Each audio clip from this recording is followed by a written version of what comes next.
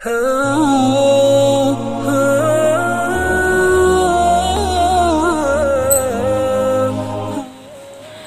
वालेकुम रहमतुल्लाहि व बरकातुहू। मुअज़्ज़िज़ नाज़रीन, कैसे हैं आप? मैं हूँ सारा शहम और आप देख रहे हैं सारा शहम यूट्यूब चैनल।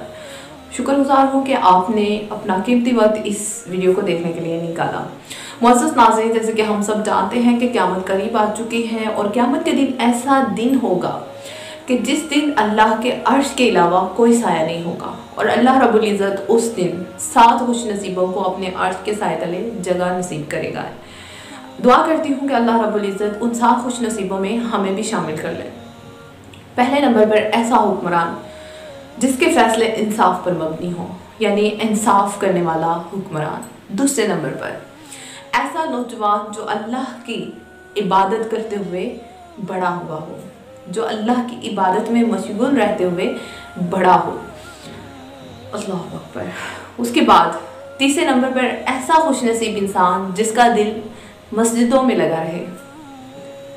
चौथे नंबर पर ऐसा खुशनसीब इंसान जिसे हुस्न जमाल और बुलंद मर्तबे वाली औरत बुराई की दावत दे, लेकिन वो उसकी बुराई को ठोकरा दे, ठोकर मार दे, ये कह के कि मैं अल्लाह से डरता हूँ। जब ये हदीस पढ़ रही थी, जब भी हम कोई चीज़ पढ़ रहे होते हैं ना, तो साथ साथ अपने आप को भी बीच में शामिल कर लेते हैं, मुहासबा कर रहे होते हैं ना। तो मैं जब ये हदीस मुबारका पढ़ रही थी तो इस पॉइंट पर मुझे अजीज़ मिस्र की बीवी याद आ गई और अल्लाह के प्यारे नबी हज़रत यूसुफ़ अलैहिस्सलाम याद आ गए, जिन्होंने अजीज़ मिस्र की बीवी की बुराई की दावत को ठुकरा दिया अल्लाह से डरते हुए। उन्होंने तन्हाई को पसंद किया, उन्होंने क़ैद को पसंद कर लिया बजाय इसके कि वो इस तरह की ज़िंदगी गुजारते। क्या आप लोगों में भी कोई ऐसा खुशनसीब है तो कमेंट करके ज़रूर बताइएगा।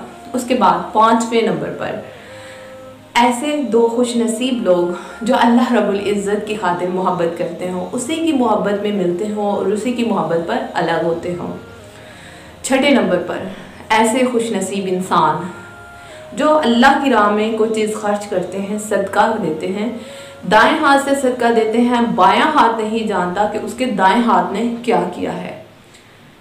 आज के दौर में हम देखते हैं कि 100 रुपया भी हमने किसी को देना हो तो साथ में अपनी फ़ोटो खिंचवा लेते हैं और उसको पब्लिक पर शेयर कर देते हैं। और सदका लेने वाला बेचारा भी फिर अपना मुंह छिपाता फिरता है। वो सफ़ेद पोश इंसान जो हाथ नहीं भीख नहीं मांगता, हाथ नहीं फैलाता किसी के आगे, जब वो अपने आप को लोगों में देखता है इस तरह से शेयर हुआ तो किस कदर वो मुंह छुपाता होगा और किस कदर अपनी ज़िल्लत महसूस कर रहा होगा।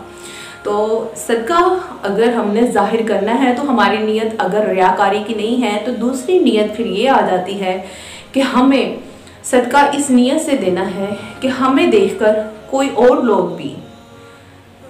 लोग भी इस शौक़ के साथ इस रास्ते में आगे बढ़ें, सदका खैरात करें, अल्लाह के रास्ते में अपना माल को खर्च करें। अगर आपकी नीयत ऐसी है ज़ाहिर करने की तो फिर आप ना रियाकार हैं और ना ही आप दिखावा कर रहे हैं। लेकिन अगर आपकी ऐसी नीयत नहीं है तो रियाकारी कर रहे हैं।